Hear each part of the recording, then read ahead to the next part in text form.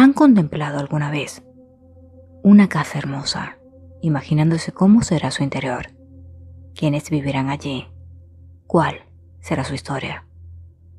Esto sin saber qué se oculta en las paredes, que camina en sus pasillos de noche, o qué se oculta debajo de las camas de sus habitantes. Yo lo he hecho muchas veces, y podría asegurar que ustedes también. Es por ello que hoy les traigo 3 relatos de casas embrujadas. Yo soy Dana, y estos son mis terrores. Comencemos.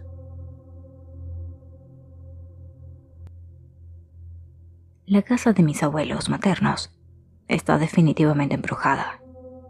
Es el único lugar que me ha hecho creer en la existencia de verdaderos fenómenos paranormales. Resulta increíble para aquel que no haya estado viviéndolo con nosotros, para quienes solo escuchen esas historias. Mi mamá recuerda la casa con mucha nostalgia, y sin embargo no puede evitar coincidir con lo que les digo. Ni ella ni ninguno de sus residentes estuvo a salvo allí de sus otros ocupantes. Cuando mis abuelitos compraron la casa, hará ya unos 60 o 70 años, se trataba de un cuadradito de tierra que ellos transformaron en un caserón para una gran familia. 12 hijos en total. Pero mientras la casa crecía, los fenómenos iban mudándose de piso en piso, extendiéndose a los nuevos espacios, siendo el primero de ellos el de menor actividad, donde la TV solía encenderse y apagarse por su cuenta. Fue al construirse el segundo piso cuando sucedió el primer evento del cual todos tienen memoria. Estaban jugando en una de las habitaciones que estaban terminadas cuando un golpeteo se dejó oír. Cuando salieron a ver, la pera de boxeo de mi tío Alfredo, el mayor de los hermanos, estaba balanceándose un puñetazo a la vez. No la movía el viento. Atónitos, se quedaron observando mientras la pera era golpeada con más fuerza y ritmo que el que mi propio tío era capaz de llevar. Meses después, cuando el segundo piso quedó terminado y se inició el tercero, mi tía Adela fue una noche hasta la habitación que compartía con mi mamá y sus otras 2 hermanas. No puedo entrar a mi cuarto, les dijo. Hay unos pies que no me dejan pasar. Todas decidieron acompañarla, a ver si era cierto, solo para detenerse a mitad de camino, cuando miraron una negrura espesa frente al cuartito de mi tía y unos pies blanquísimos y sin cuerpo que se asomaban bajo la oscuridad. Esa noche y las que vinieron por cerca de un mes, mi tía Adela, sin decirle nada a nadie, durmió apretujada con sus hermanas en las literas. Otra noche especialmente silenciosa, mi tía Zaida se levantó al escuchar pasos en el tercer piso, apenas en construcción. Alguien caminaba de extremo a extremo. A su lado, mi tía Adela le dijo que tenía rato oyéndolo, pero no quiso decirle nada. Escuchó a mi mamá gimotear en la cama de abajo y le extendió la mano desde arriba para consolarla. Ella la tomó, fría y temblando. Una vez se hizo el silencio, dice mi tía Zaida que mi madre le soltó la mano con brusquedad y se rió. Mis tías se asomaron en la litera y volvieron a acostarse de golpe. Adela, Josefina está durmiendo. ¿No estás despierta? Sí, ya sé, le murmuró mi tía Adela al borde de las lágrimas. Algo me agarró la mano y está allá abajo, riéndose. Shh, cállate que te voy a oír. Así pasaron la noche, temblando una más que la otra, hasta que amaneció. Después de esa madrugada, mi tía Adela volvió a su cuarto y a mi mamá le contarían lo sucedido años después, pues era apenas una niña cuando pasó. Por otro lado, nunca se supo que le tomó la mano esa noche a mi tía Zaida. Esa noche, Con el tercer y último piso llegó la mujer de las escaleras, a la que le encanta caminar de noche y dejarse escuchar. La misma mujer que vería a una de mis primas 2 décadas más tarde. Ella es una de las razones por las que cerraban con llave el portón que separaba el segundo piso del tercero antes de irse a dormir, como si eso fuese a hacer alguna diferencia. Aún recuerdo cuando nos dejaban bajo el cuidado de los abuelos y mi abuelita nos pedía encender la luz del tercer piso. A ella no le decíamos nada, pero asustados y entre nosotros hacíamos un sorteo para determinar a quién le tocaba subir y meter la mano por la reja para alcanzar el switch. Hasta el día de hoy, no sabemos a qué puedan deberse los fenómenos de la casa de mis abuelos, ni por qué son tantos. Según lo que siempre nos han dicho, la casa se construyó sobre un terreno en el que no hubo nada antes. Ellos fueron los primeros. Lo que sí es un hecho es que tanto esa como las otras casas del vecindario están construidas frente a un cementerio, uno de los más antiguos de la ciudad. Algunos aseguran que los terrenos adyacentes, donde ahora se encuentran las casas, conformaban también un cementerio y que fue luego que crearon el que ahora está allí. Dicen que si se hubiese hurgado unos metros más, los vecinos del Camposanto se habrían llevado una terrible sorpresa.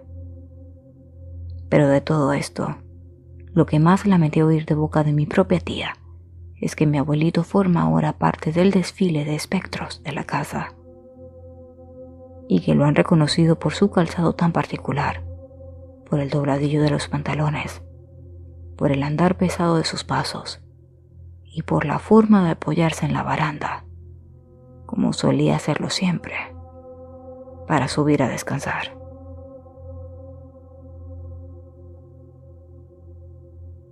De pequeña, amaba estar con mis primos.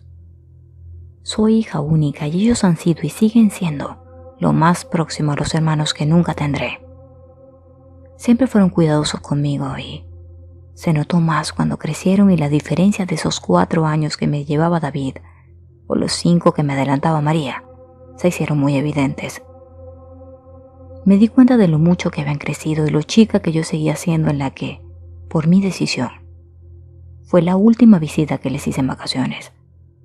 Sin embargo, la razón de mi negativa no se debió a ellos directamente, sino a lo que comenzó a pasar en su casa desde ese primer día, cuando ellos, fastidiados de estar allí prácticamente cuidándome, no pudieron ir con los vecinos cuando sus padres no estaban. Yo era muy jovencita, pero no tonta. Sabía que querían salir y no me querían llevar porque no encajaba con sus nuevos amigos. Así que les dije que se fueran, que yo me quedaría viendo todas sus películas, que no me movería de allí. Me aseguraron que estarían en la casa de enfrente, que regresarían pronto. María miró nerviosa a mi alrededor antes de salir y David le dijo que no sería sino solo por un par de horas. Y me pareció escuchar algo así como: tranquila, no le van a hacer nada. Solo un par de horas que recuerdo como días enteros de terror. No sé qué, pero algo definitivamente había cambiado en la casa desde mi última visita. Cuando todas las ventanas estaban abiertas, se veía oscura, estaba fría, mucho para ser verano, y se sentía ocupada. Aún con mi corta edad comprendí, a pocos minutos de quedarme sola, que había algo haciéndome compañía. Pero no me moví de la cama, fingiendo ver la peli que me dejaron puesta sin querer demostrar miedo, hasta que me dormí. Bajo un número musical de Alicia en el País de las Maravillas, sentí como la puerta se abrió. Pero mis párpados estaban muy pesados y preferí seguir durmiendo. Mi prima, sin hacer ruido, se sentó al borde de la cama, cerca de mi cabeza y comenzó a trenzarme el cabello, como solía hacerlo antes de esas vacaciones, cuando no era grande aún y jugábamos al salón de belleza. y eso me adormiló aún más. Cuando la puerta de la entrada se cerró de golpe, fue que espabilé. Estaba sola en la habitación de mi primo David y la película había terminado. Oí la puerta de la entrada abrirse nuevamente y salí a la sala. Ciertamente la puerta estaba abierta, pero no había nadie del otro lado. Antes de que pudiera acercarme, la puerta se azotó, cerrándose con violencia. Detrás de mí una silla del comedor fue arrastrada. Fui y la silla estaba afuera, pero no se veía quién la había movido.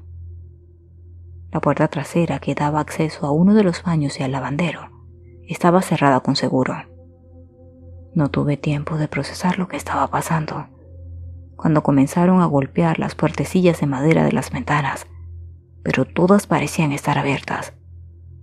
Una vez más tocaron la puerta principal, y asustada, pensando que eran mis primos jugándome una broma y que nunca se habían ido realmente, corrí a abrirles. Tocaban como locos, y en medio del escándalo salí. Ellos no estaban. Desde el comedor todas y cada una de las sillas comenzaron a rodarse, y una fue movida con tanta fuerza que rodó por el piso. No aguanté más y cerrando la puerta detrás de mí, me senté en los escalones que daban al patio y me puse a llorar. Estaba segura que habían sido mis primos, mis propios primos y los vecinos, quienes se habían montado todo.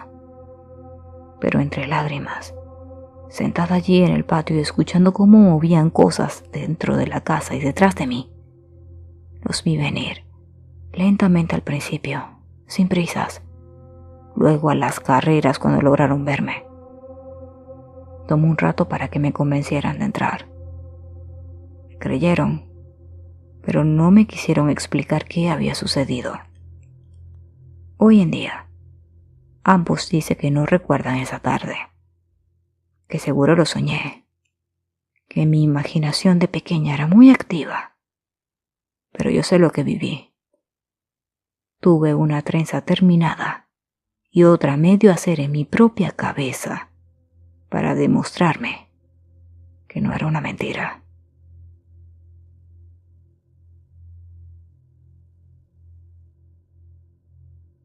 Esta historia sucedió en 1921 en Aguascalientes, México, y nos fue enviada por Majo, del canal Majo Random, el cual les recomiendo vayan a visitar tan pronto culminen estas historias.